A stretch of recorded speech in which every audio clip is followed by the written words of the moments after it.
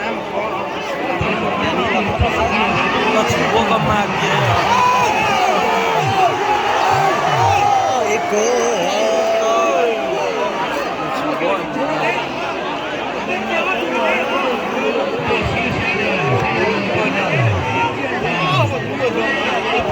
โดนไปถึงเย็นนะต้มเริ่มขึ้นอ่ะเรียกว่า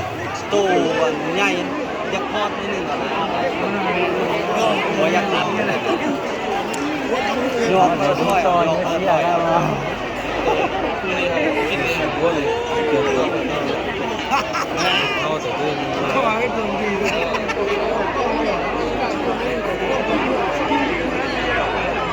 โอเคแล้วแทงเป็นเข้ากับเป็นข้าวนะเกิดท้ายอยู่กู้อย่าง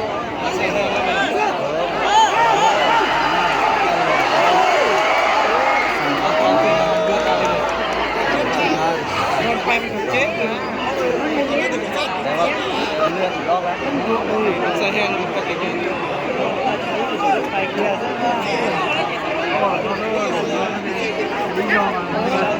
นี่เห็นบอกเลือดออกช่องตาหัวเขาอย่างนั้นตาถูกร้อยซับหนาว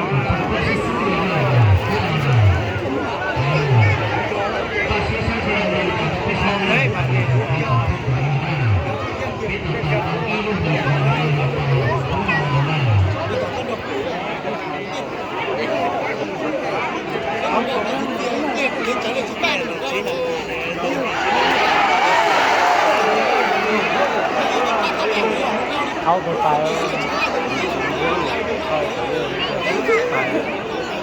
Iba de teker. No, no te supone que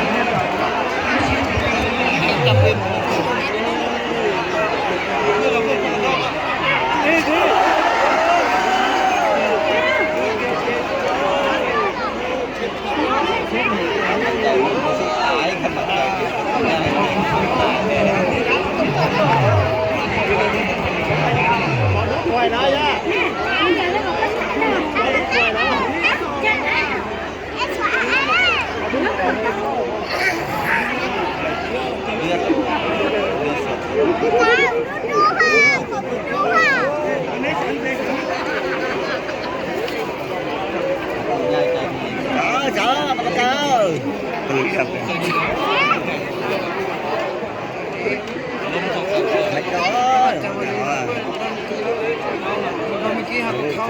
แถม